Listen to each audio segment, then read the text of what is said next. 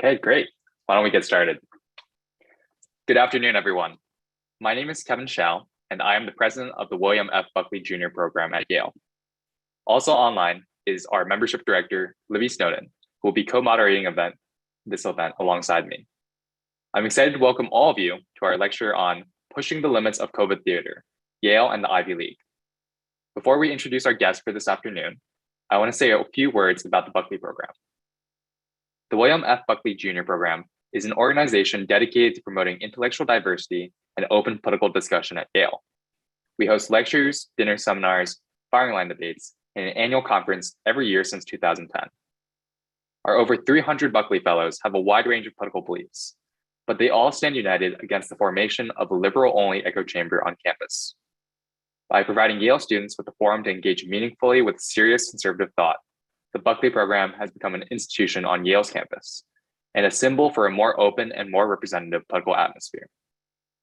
Especially at a university, where the mission is the cultivation and creation of new knowledge, Buckley Fellows believe that all perspectives must be heard and examined in good faith. You can learn more about the program and how to become a fellow on our website, buckleyprogram.com. Now I'll let Libby introduce our guest today. Tyler Cowan is the Robert L. Harris Chair of Economics at George Mason University, the chairman and faculty director of the Mercatus Center, and co-author of the popular economics blog, Marginal Revolution.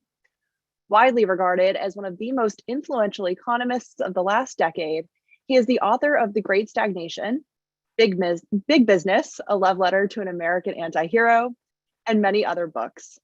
Professor Cowan graduated from George Mason University with a BS in economics and received his PhD in economics from Harvard University. We'll first hear from Professor Cowan with his thoughts on today's COVID guidelines, and then we'll move on to questions from ourselves and the audience. Please submit your questions throughout the event using the Q&A feature located on the bottom of your screen. Professor Cowan has also let us know that you are welcome to submit questions on any and all topics today. And with that, please join me in welcoming Professor Tyler Cowan virtually to Yale and to the Buckley program. Thank you, Kevin and Libby. I very much appreciate the kind introductions and the chance to speak to you all. I thought I would talk for about 10 minutes and then handle questions, just to give you an overview of my history with COVID and COVID policy. I've taken COVID-19 seriously for a very long time. So I wrote a column for Bloomberg in January saying this was going to be a big deal. The hospitals need to get ready. We need to do a lot of preparation. I wrote a full-length policy piece, I think it was in 2005, published at the Mercatus Center, on what we should do to prepare for future pandemics. So I've never thought of myself as someone who doesn't want to do a lot or take a lot of precautions or be very activist in fighting pandemics. It's been a major concern of mine for much of my adult life. And in March of 2020, I was teaching 2 classes. By this time, COVID-19 is in the news, but somehow people were unwilling to digest what an exponential rate of growth meant. So this was right before spring break. And I said to my 2 classes, I'm like, we're not coming back. And they both looked at me like I was crazy. Now, these are economics PhD students and law students. So these are advanced students who know a lot about the law, a lot about stats, quantitative reasoning. I just said, think through exponential growth. We're not coming back. Get ready for us to go remote. Like, have a nice break. Bye. Again, they're all like, no one had told them this before. And I said, furthermore, it's a good thing that we're not coming back. Like, we're not sure how bad this will be. We need to take a break. I very much supported in March 2020, when my university after spring break went remote. I was more or less the first person to say this, I think, in the whole school. And then later in 2020, I advised my university to put in a mask mandate, which they ended up doing. So I am not at all anti-mask. I direct a nonprofit called the Mercatus Center. We put in a vaccine mandate before my university did. We were ahead of them. We've done a lot to try to keep our staff and students safe. That effort really has been pretty successful. So you shouldn't think of me as a scofflaw or a denialist or someone like who's out there saying, let it rip. Most of 2020, parts of 2021, I spent running a program called Fast Grants that funneled about $50 million to people researching ways to fight COVID. Some of this money went to Yale University. I don't want to name names, but there's some top researchers at Yale who could not get money from Yale in a timely manner because Yale was too bureaucratic. So they came to George Mason and Fast Grants. That to me is an insane world where researchers at Yale are coming to me for money. I'm like some guy, but that's the way it worked. So I think too many of our institutions have been far too bureaucratic in response. They have been too slow in response. They have ended up doing far too much security theater. I think they have embarrassed themselves. They've shown themselves in some key ways to be non-functional institutions. But again, I'd like you to keep in mind, I'm extremely pro-vaccine, not in any way a denialist. With qualifications, I think masks work, not perfectly by any means, but there's really a lot of issues where I agree with the mainstream, but I think our institutions have reached the point where they need to honestly ask themselves, how are we going to transition into the new world where we are living with this thing and resuming something much closer to normal life? Now, there are two institutions I know about that put travel restrictions on their students. There's probably more, but these two are very famous. One of them is Princeton. Maybe some of you have heard of that place. Princeton issued like the weirdest travel restriction, weirder than what Yale did. Princeton said, you can go anywhere within Mercer County, but you can't leave Mercer County. If you don't know, Mercer County is Princeton's county. I don't get that. You know, I don't favor any travel restriction at this point, but if Princeton had said, like, you can't stray more than, 500 feet from campus, it's a bad idea, but it makes some kind of sense. But to say, like, you've got to stay within Mercer County, like, does Mercer County not have COVID? I don't get that. But anyway, there was pushback, and Princeton had the wisdom a number of days ago to announce it was dropping this travel restriction. There's also, of course, no way to enforce it. What does Princeton do if Princeton finds a Princeton student in Morris County, in Bergen County? My goodness, like, what happens? Do they take that person and lock them up? So I just think it's a bad policy. It lowers credibility of the home institution. I don't see that it boosts safety. Now, Yale has had a policy too, and I think at this point you all know more about it than I do. But as I understand matters, the policy is still in place, and it limits the extent to which Yale undergraduates can go into New Haven. As I understand, and I've seen this in print, but you're not allowed to even do dining outdoors. I find it interesting that the faculty movements are not at all limited. This I find fairly outrageous. So the faculty want to be safer, which is understandable. It really is. But rather than restrict their own movements, you've got to, tell the students you can't eat pizza outdoors or whatever the current restrictions may be. And again, I'm unsure what the mechanism of enforcement is. You all probably live this in some way. But let's say you see like a smart 20-year-old eating pizza outside of a pizza, and they have a Yale like sweatshirt on.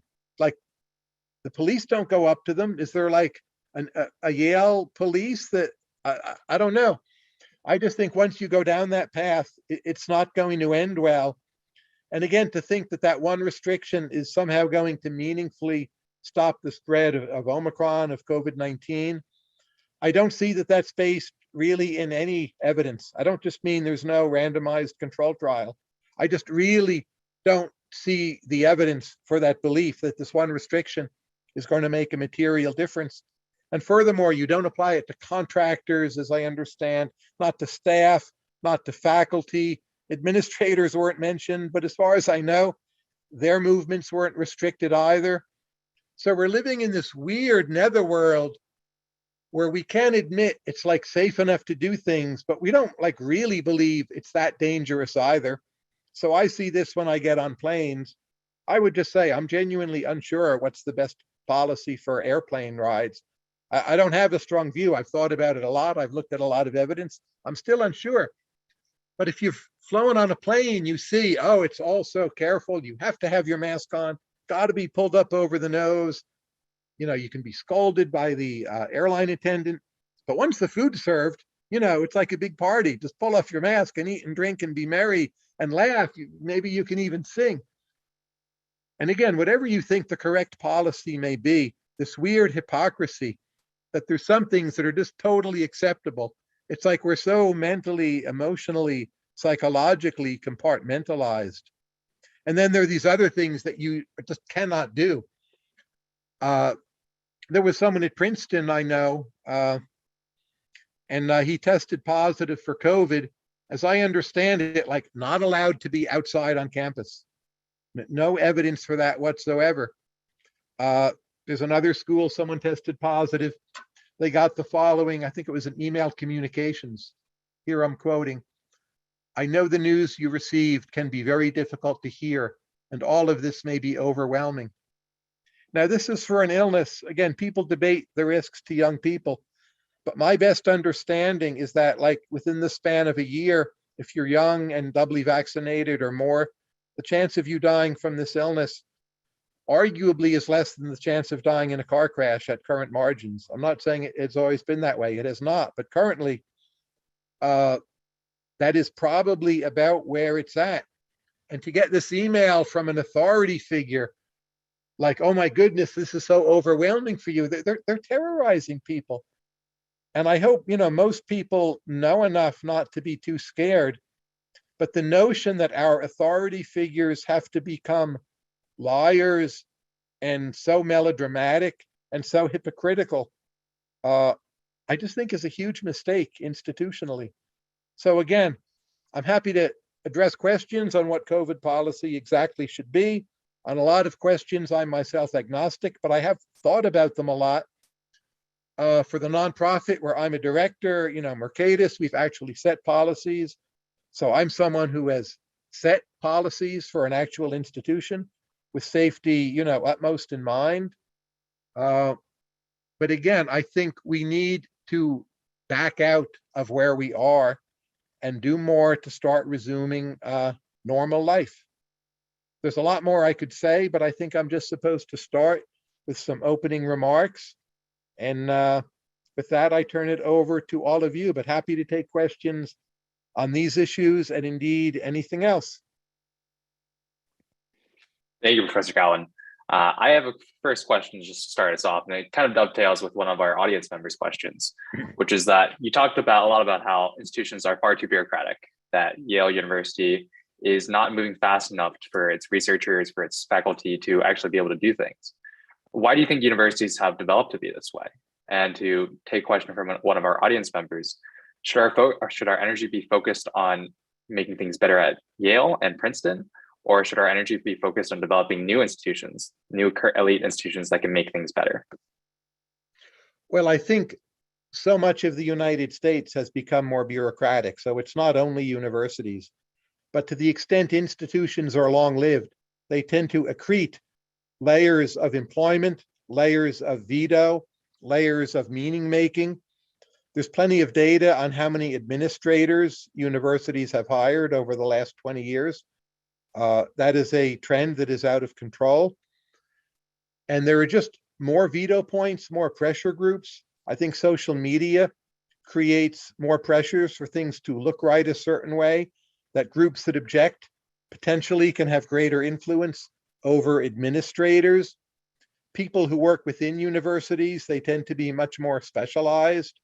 I think that ultimately gives rise to more bureaucracy. There's levels of review and peer review and more review and assistant deans and associate deans and deans and provosts and equity office, president, board. This is so many layers of review for everything. But just like a simple question, like how long does it take to build a new subway line in New York City, which badly could use more subway? That new line had opened a few years ago, like on the east side on 2nd Avenue. I mean, they were talking about that, starting to plan it in the early 1970s. So that's like close to 50 years.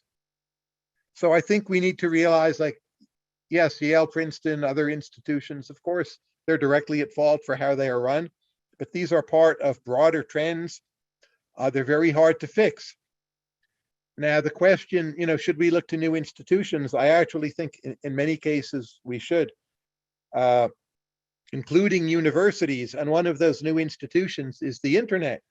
So I do a lot of purely open access activity on the internet that I view as providing educational services for free and also not with advertisements. So different people find different things useful, but I absolutely think we need to continue building new institutions because the old ones are so sclerotic, so slow, so bureaucratic.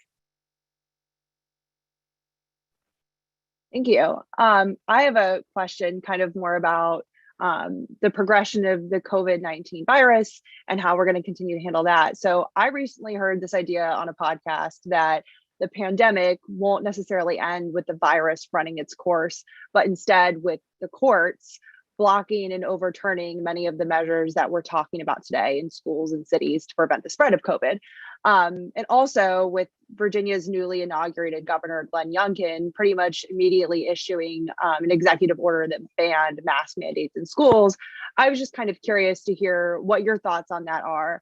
Are we just going to sort of let the virus run its course, or will the government at some point or another step in and say enough is enough? We need to get back to normal life.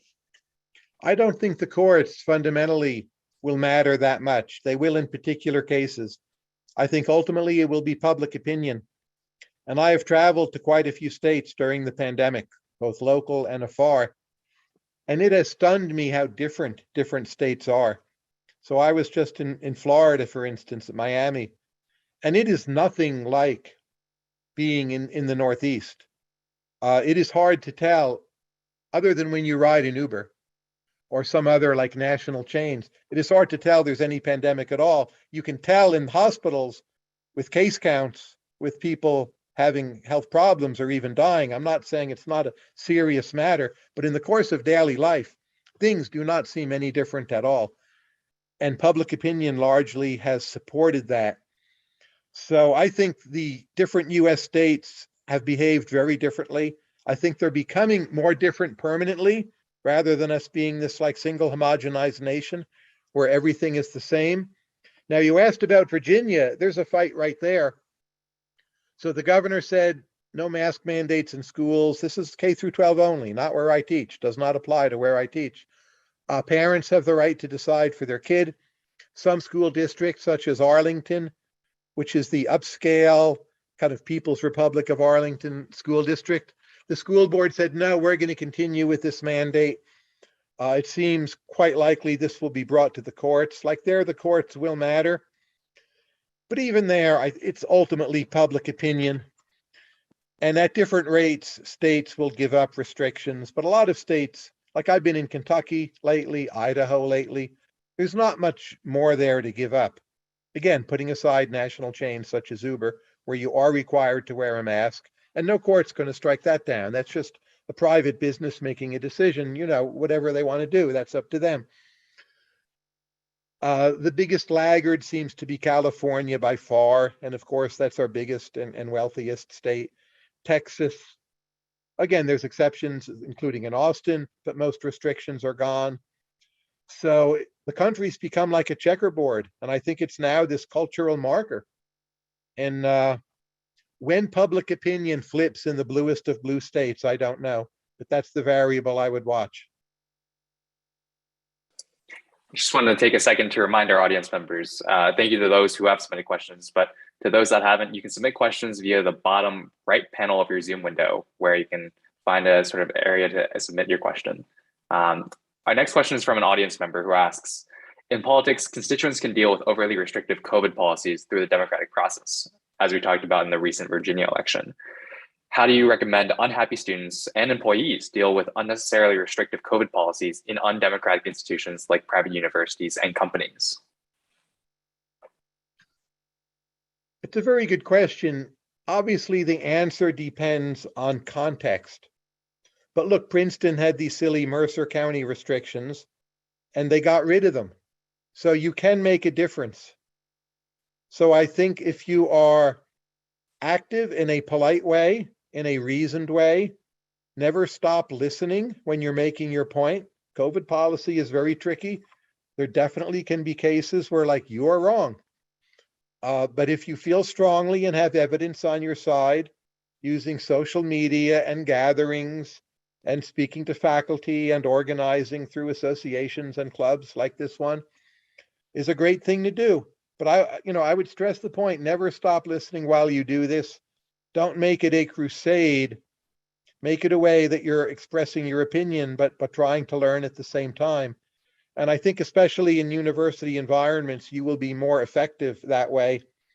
If you're a top-line university administrator, and especially at a place like Yale, the pressures you're under and the number of constituents you have to cater to is so extreme.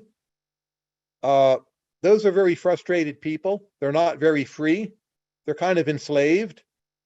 A lot of them may be like on your side way more than you think, but they can't say so. A particular school I cannot judge, but I've had like many lunches, dinners, get-togethers with university presidents. When you talk to them privately, almost all of them seem super smart and super sane. Doesn't mean I agree with them about everything. When you see what they do publicly, often that vanishes. So you need to understand how their obligations, their boards, their donors, their deans, the provost, student groups, whatever, fear of lawsuits, how it all fits together and how little freedom they have. And if you address them respectfully with some understanding of that, I think that's really quite important.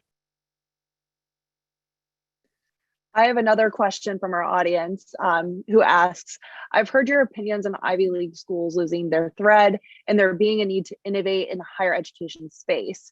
I'm at Princeton and have an emotional connection to the school. So is it worth trying to make things better at this institution or here at Yale? Or should more energy be focused on helping develop new ones? And how would we go about making these current elite institutions better? Well, I'm mostly an optimist about the United States. And again, I'm not personally involved in Princeton, but I think most American institutions can be made better. I have a really high opinion of how Princeton in general treats its undergraduates, not COVID policy, but just in general, really caring about them and fostering community and networking. And it is one of the best educations in the world in the school's strong areas. So there are many things that Princeton really does very, very well. Maybe in the long run, you can have most leverage as a donor. But, schools vary a great deal in quality. And in all cases, that's due to the discrete investments of time and effort from individual human beings. So I would not encourage anyone to give up. But like, is it improve Princeton or build something new? Like, we need people to do both. This is like an effort on all fronts. So if I think of myself, I do a great deal within my school, George Mason. That's a large state school, to try to make that better. But I'm also on the advisory board of University of Austin, which is a totally new thing. My online YouTube project, Marginal Revolution University, educational videos for economics. It's the #1 economics educational site in the world, totally free, no price, no ads, no barriers. And you can use it without like us collecting data on you. That's an effort outside of universities. It's used in many universities, used in many high schools. Like, I built that with Alex Tabarrok and some other people helping us. So you have to do both, I think. And if you do a bit of both, you'll understand each world maybe better than if you're just doing one. Sort of on the topic of the value of Yale and Princeton and the leverage they hold, there are some commentators like Charles Cook at National Review who have argued that universities like Yale and Princeton hold so much leverage over their students just by virtue of their ability to confer an Ivy League degree and a resume line that reads Yale or Princeton, that they can really coerce their students into accepting whatever regulations the administrators see fit to implement. Do you agree with this assertion? And if so, is this outcome inevitable? I would like to read the original source, but the way you explain it, it's assigning too much agency and too much discretion to higher admin and maybe underplaying the public opinion of the student's constraint. So I think like contemporary universities are at their worst when you just have a whole bunch of different forces, but pushing in the same direction with some of the worst excesses of political correctness. Very often the students are the worst offenders there. And upper admin, they won't say it, but they're entirely sane and actually want a pretty decent outcome. Or they just want the whole thing to go away. That's their incentive, not to play along with the BS. So often it's people who work like on the staffs of universities who are awful offenders and drum up trouble on social media. They're not the students. They're not upper level admin. Upper level admin has to meet budgets and make things run. And they're actually almost always saner than they seem. But there's some spontaneous order of the interplay of the other forces. It can go very badly wrong. And that makes it hard to fix. But I don't too much have this model of like the people at the top impose things on you and like they have power and you don't have liberty. I don't think that's quite right. It's more like a spontaneous order. And the people at the very top are often more your friends than you think.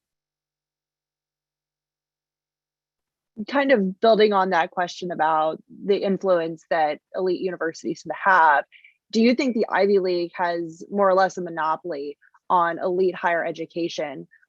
Does our economy and society value or overvalue an Ivy League education? Just generally speaking, what are your thoughts on that? There's a lot of different questions in there. I would start with the following general point. In the last 15 years, we've seen the biggest educational innovation of all time arise and grow super rapidly, and that's the internet. And the internet, I mean, plenty of Ivy League people on it, including you right now, right? But the internet fundamentally is not Ivy League. It's whatever's there. And, you know, we know the internet educates many more people than does the Ivy League. So the Ivy League has gone from leader to also ran without having like necessarily even performed any worse. And the Ivy League uses the internet and the internet uses the Ivy League. But at the end of the day, the relative import of the Ivy League has taken a huge tumble. And the Ivy League itself has yet to fully realize how much. And like I'm a professor at George Mason, like as a total school ranking, I think GMU is about at number 100. We're not in the Ivy League. We're not like in the top 10. There's schools that are not in the Ivy League, but it's good. Well, we're not that. We're like a quite good big state school, but we're not the Ivy League. But because of the internet, like I can go almost anywhere in the world and be recognized more frequently or asked for autograph more frequently than like almost any Ivy League professor. So the world, I think, is still overvaluing the Ivy League, but I don't view that as some big problem. Like, I think the real issue is a constructive one. The internet is there. So whether you're Ivy League or not, what are you going to do constructively that will make internet discourse a very positive thing? Because we all know it can be a very negative thing. And that's like the real intellectual battle being fought that we all need to be part of to make it a better thing. And just kind of stop fighting about the Ivy League. You know, let's focus on just building something constructive that's going to do good through the internet. That's where I put my energies. And I think most people should put their energies. On a bit of a different topic, in 2007, you wrote about how college costs were outpacing inflation. And one of our audience members asks, what do you see as the cause of the rise of university administrators? Do you see a link between this rise and the explosion of university tuitions? It's a very good question. It really depends on the school. So if you're asking about Yale University, which has a great deal of money, tuition is not higher because you have more administrators. Tuition is higher because you're setting tuition at a price point that gives you optimum ability to price discriminate and take in a mix of people, like those you want for their own sake, those you want because their families are or will be wealthy donors, and then those you want for, you know, diversity related reasons. And there's some price point for tuition that helps you maximize your like discretionary ability to build the student bundle you want. That's how I understand pricing at schools like Yale. But if you're looking at a school like George Mason, again, a big state school, 37,000 students, my guess is we're taking 60% of all applicants. Don't quote me on that number, but like we take a lot of people, right? we turn away a lot, but it's not exclusive in the way that Yale is. And for a school like that, a rise in costs does in the medium term lead to a rise in tuition because we have to cover those costs. It's not going to happen through endowment. It'll happen a bit through contracting, but we can't just pull in more contracts because we hired more administrators. You might think it would work that way, but it doesn't.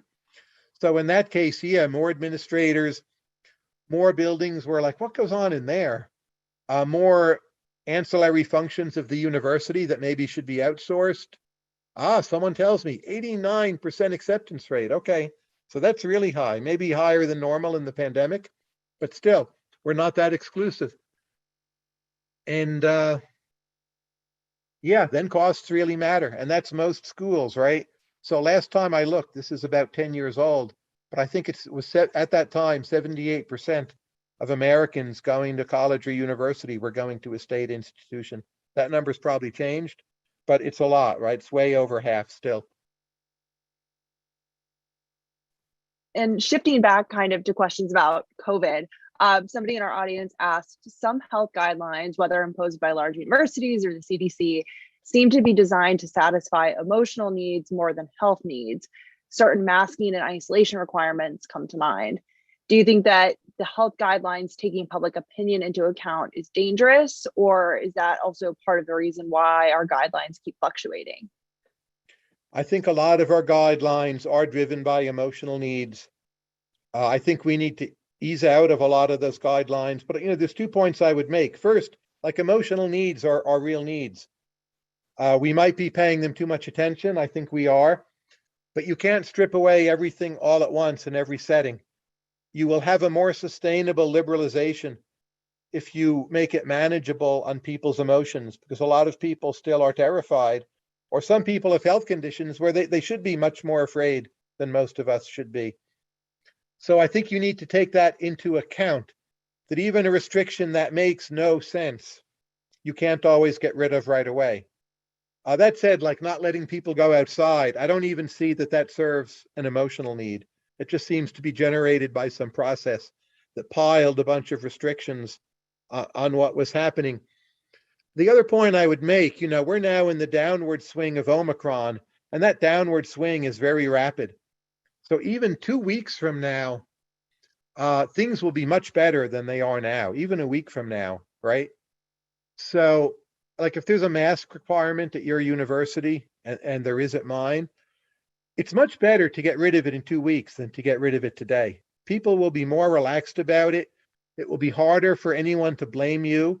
And I suspect that's more sustainable. So I would say a bit like some of this stuff, like just bear with it, get rid of the stupidest stuff. The other stuff you want to get rid of, you can do so more sustainably 2 weeks from now, because cases will be much lower. Public attitudes will be better. So I'd say like a little bit of patience right now goes a long way. That's very much time-specific advice, but I think it's good time-specific advice, even if you don't think masks are useful. And I do think they're useful, maybe limited, but useful. But I would say wait 2 weeks. That makes sense. One of our audience members actually asks exactly about that timing. They say Yale and Harvard both moved the classes back a week or two, seemingly to avoid having students on campus during the Omicron surge. It seems that during COVID surges, having students stay in their presumably intergenerational households is more dangerous than having young students living together on a college campus. Should universities have students on campus during COVID waves, or should they send them home? I think this is really a critical question, and I think morally it's hard to answer. So there's one perspective, I would call it like Benthamite utilitarianism. You want to maximize social welfare, which means limiting the number of people who get sick, right? And that perspective implies don't send the students home. And that's very easy to argue for and defend, and it may ultimately be correct. But there is another perspective, and if you've ever held a fiduciary role in an institution, like you are directly and indeed legally responsible for what happens in the institution. So let's say there's someone working in your company, university, who uses rude language or says words that we don't consider acceptable anymore. Like we would all agree the correct thing to do is to fire that person. It's your responsibility to your institution. If someone came back and said, well, look, you fire that person, they'll just travel all around and say those same words to everyone. Might be true, but you wouldn't be very impressed. You wouldn't say, oh, we'll keep him on because, we don't want this person to travel around. We'll keep him working here and just hide him in the broom closet. You would feel, no, you had a responsibility to your institution to just not have this bad thing happen in your institution. And I think that point of view, it also has some force. And clearly there's many instances where we abide by it and feel we're doing the right thing. Now, when you're facing a pandemic that's probably killed over 1 million Americans, probably over 10 million worldwide, I tend to think the Benthamite utilitarian perspective at the margin is what we need more of, rather than the, well, I'm not going to let it happen on my turf perspective, which when everyone does it is counterproductive. So I lean Benthamite, but I think we need to see, like, it is a tough question. It's not an easy question. I've got another question from an audience member who asks, should we still be quarantining students who test positive or testing them at all, given the likelihood that nearly every student at some point or another will become infected with Omicron? So really, are we needlessly delaying the inevitable, or are these measures necessary still? Very good question. And there's a number of complications. One is, what does quarantining mean? And the other question is, like, where are you in the cycle? So ideally, what you want to do is have institutions set up that are protecting the most vulnerable people in your university, because even some quite young people who are undergraduates might, for medical reasons, be fairly vulnerable to COVID. And it may be better for them, like if the epidemic is gotten over with relatively quickly, but you don't want to expose them too much either. So when asking what to do with the normal students who test positive, I think you need to look at a given institution and ask, how good are its current protections for those very vulnerable people? Your answer will depend on that. But in the meantime, you ought to be making those protections much better. And that's something every institution can do.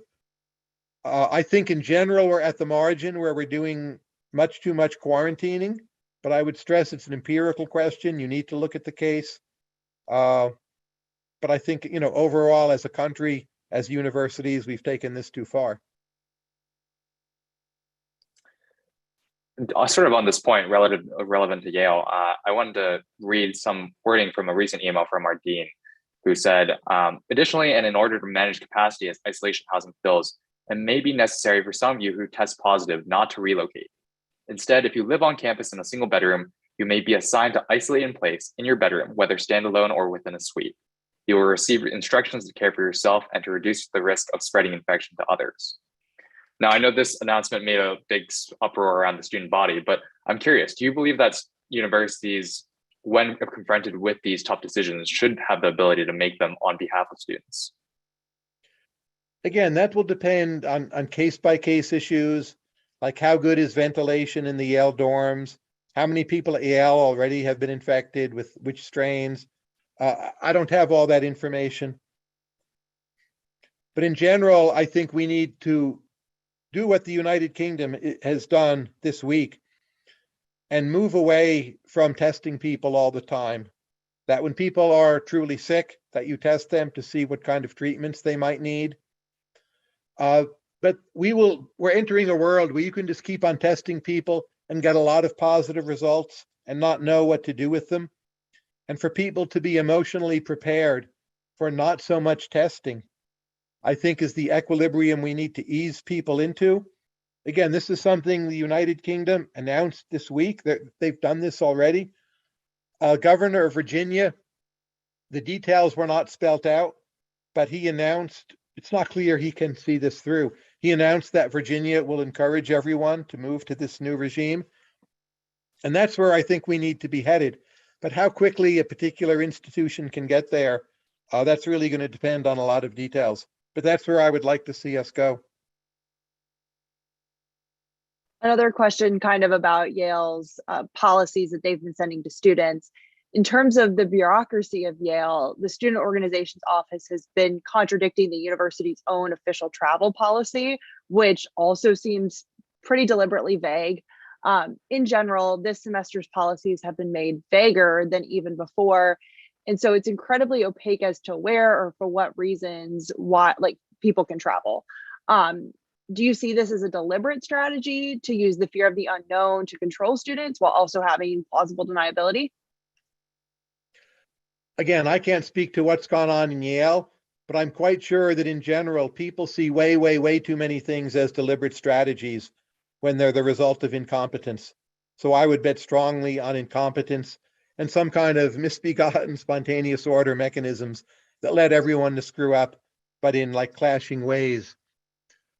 I mean, to me, it really is a central issue now that we're all aware of, but our elites are not internalizing, is how much people in American society, Europe, many other places, they've lost trust in their elites. And the way elites are behaving is causing an even further decline in trust. And a lot of the silly and stupid restrictions are making that much worse. Even like small restrictions that don't matter can lead to a big loss in trust. So our elites right now, and I'm including university leaders in this, so many of them are taking earlier levels of trust and just flushing it down the toilet. And that's very bad for the system as a whole. And I think our, two federal administrations, Trump and Biden, both have been very bad on this. Governor performance varies. But overall, people's negative attitudes and cynicism about their leaders, like, yes, a lot of loss in faith is a good thing. You shouldn't accept blindly what your leaders tell you. But societies where there's no trust in elites at all, they become highly corrupt and ungovernable, and they collapse into some weird mix of like the worst of anarchy and the worst of socialism. It is not a good place to be. And a lot of Latin America has been there for a long time. And we have taken major, huge steps to head toward that. So I would like to see a lot of clean, simple messaging, a lot of restrictions cleaned up, if not right away, like really pretty soon, with clarity and some credibility. And it's not just about, public health and COVID. The whole way our society functions depends on keeping some level of trust in our elites. And right now we're getting like a C- or a D on that question. Professor Cowan, I know you've talked about masking a few times throughout today's discussion, but one of our audience members asks about boosters. He asks, with Israel recently making a fourth vaccine dose available to the elderly and immunocompromised, do you think that elite institutions like Yale and Princeton and other universities will require their students to get a second booster at some point in the future? Or do you believe that they'll ease up by then? Is it your sense that universities will treat COVID boosters like the yearly flu vaccine or something else? I think we need to wait for more data on this, but I have looked at a lot of the papers that have been produced to date. And my impression, and this is tentative and fully open to Popperian falsification and revision, my impression is that a third booster shot is quite useful, including for people of your age, but that a fourth booster shot is not. That the fourth booster is not useful, that is based on only one paper. And I'm acutely aware of how drawing conclusions based on one paper is dangerous. It's a paper using data from Israel. So we need to learn more. There's pretty good evidence. Third shot for some period of time is quite useful. Fourth shot, highly unclear. So third shot, do it if you can, unless you have some very particular issues that make that not feasible.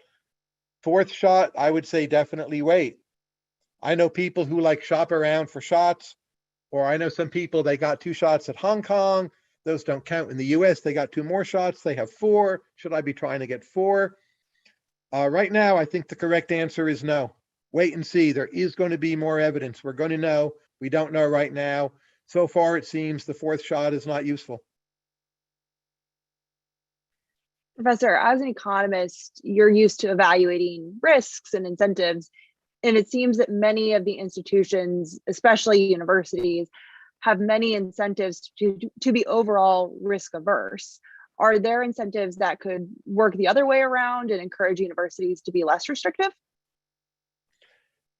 I would like that, but I've seen so many pieces of evidence, and not just with COVID, that universities are getting way, way, way more risk averse.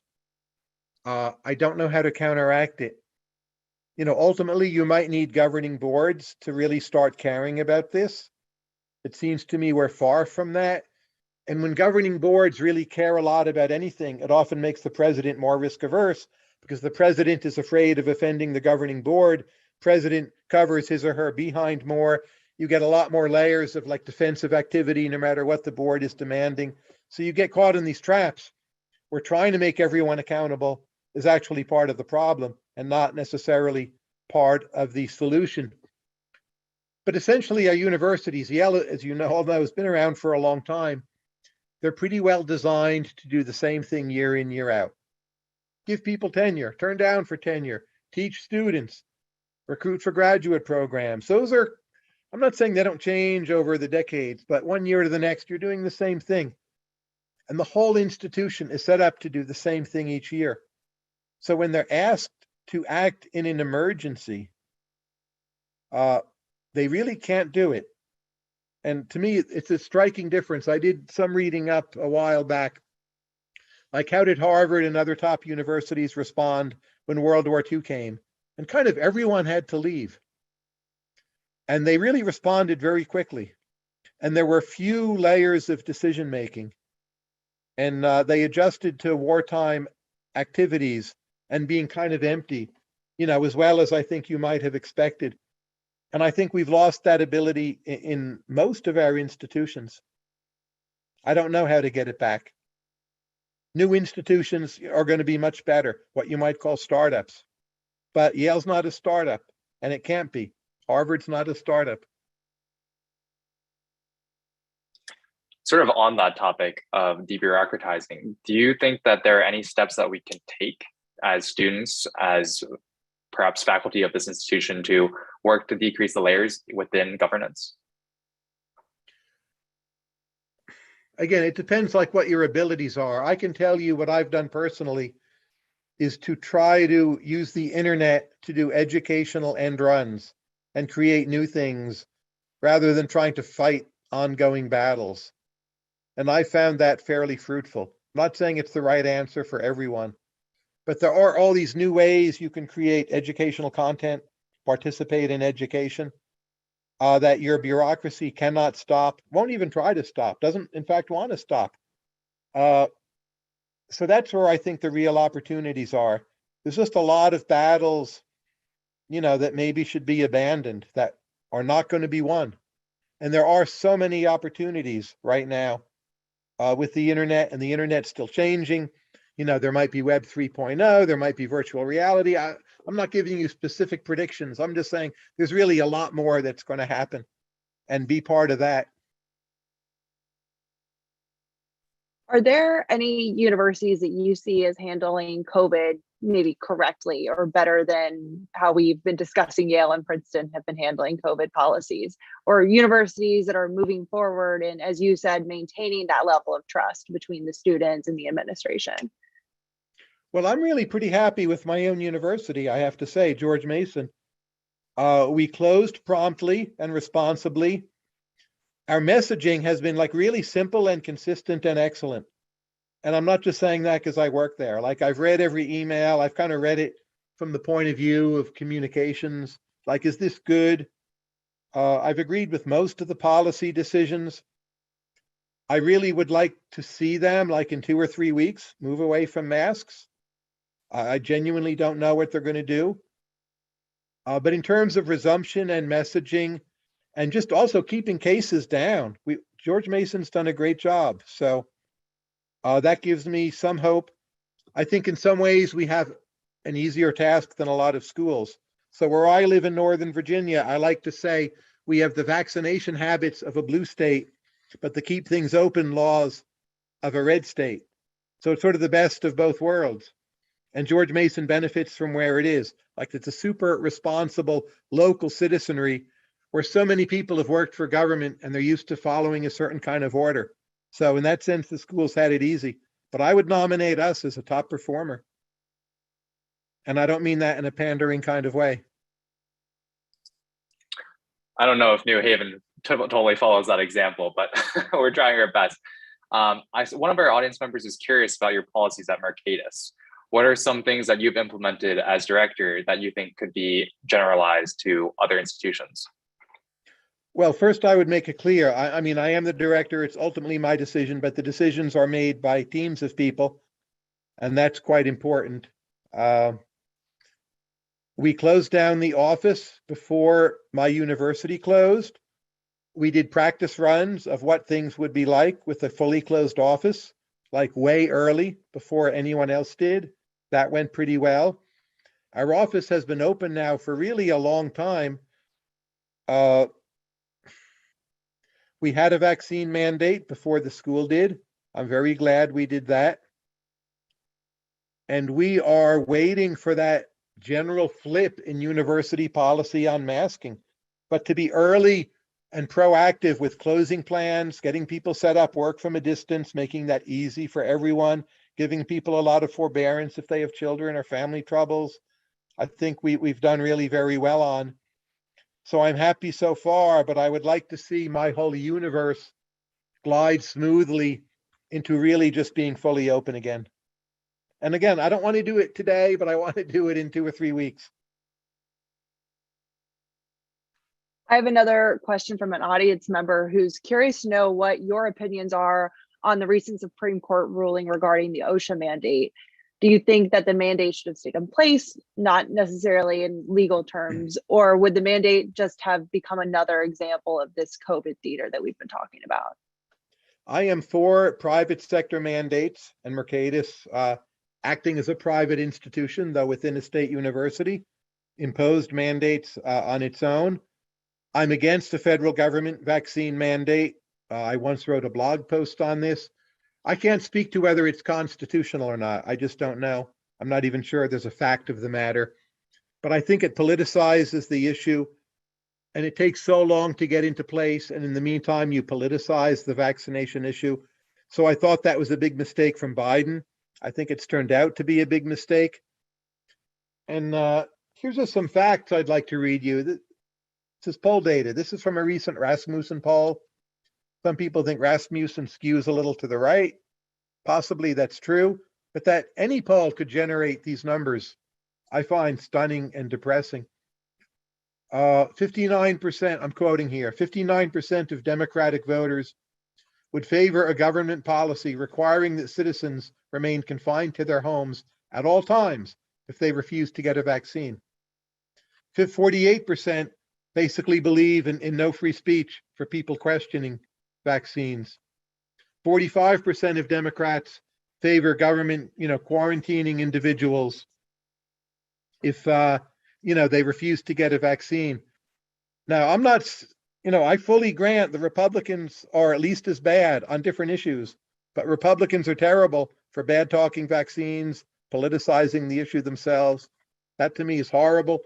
But if you're just looking at what do a lot of Democrats seem to think about vaccine policy, I think it's horrible and destructive and is polarizing our nation, just as the Republicans are doing the same.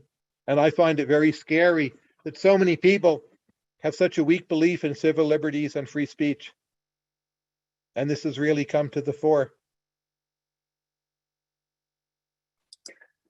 On the topic of something you wrote last year, a column entitled, "What Would Your Fantasy University Look Like?" You proposed eliminating the tenure system, forcing instructors to compete for students, and downsizing assistant deans, student affairs staff, or sports teams.